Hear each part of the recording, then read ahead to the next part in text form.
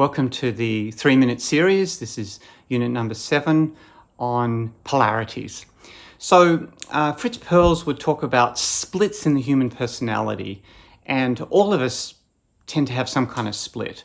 We identify I'm generous, or I'm cautious, or any of the kind of, you could say, personality traits that we have that become part of our identity, part of our way of being in the world.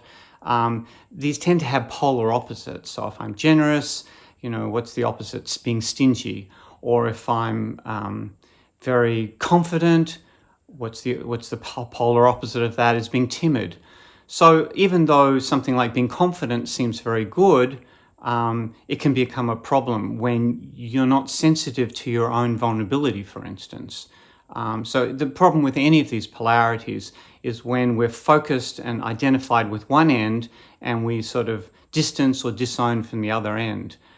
Someone, let's say, who's a timid person, and then their polarity would be outgoingness or confidence or strength in some way. So what we do is we move people out of their identification with one polarity and we help them get in touch with the other polarity. Now, sometimes that's facilitated because the people in our lives often represent the other polarity. Often people are married to someone, someone's messy, someone's neat. And so we offload the neatness onto the other person. But in Gestalt, we want to re-own all of that. So if I'm a messy person and my wife's a neat person, then what I want to do is I want to explore my own neatness. Where is my desire for order? Yes, I love just throwing things around and I don't like being constrained, but what about the part of me that does like some kind of order and does like things neat and tidy? I might be reacting against a parent who was like that and who was constantly criticizing me and telling me that I should keep my room neat or something.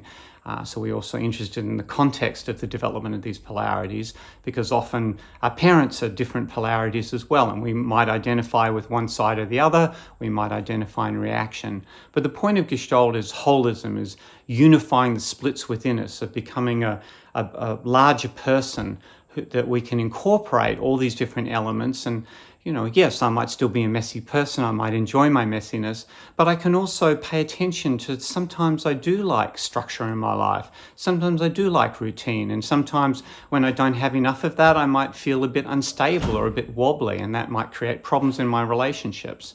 But we don't do this intellectually, we do this through often the empty chair, that's a classic Gestalt technique, or some form of moving between one polarity that we're familiar with and the other polarity that we're less familiar with, and noticing what does it feel like to be in that other polarity. And often there's an internal struggle within us from, I should be neater, but I just can't seem to get around to it.